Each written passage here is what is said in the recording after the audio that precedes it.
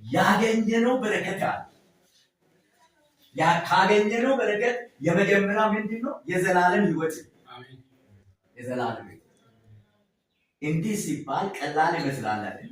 የዘላለም ሕይወት የሚባለው ነገር ምንድነው? በዚህ ምድር ላይ ጊዜያዊ ኑሮ ይኖራል ሁላችን።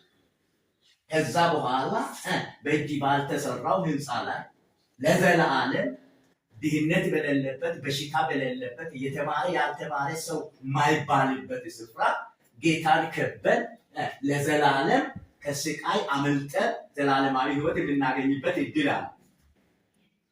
መጽሐፍ ቅዱስ እንደሚለው ኃጢአተኞችም ይሁን ጻድቃንም ይሁን ዘላለማዊ ሞት ያለ ዘላለማዊ ሕይወት እንዳለ ይገልጻል።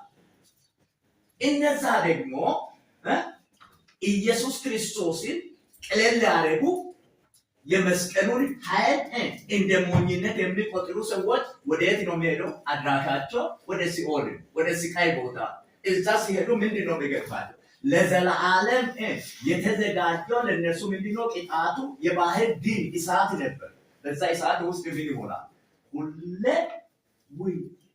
ውይ እያሉ ቀንና ሌሊት በሌለበት ይሰቃያል።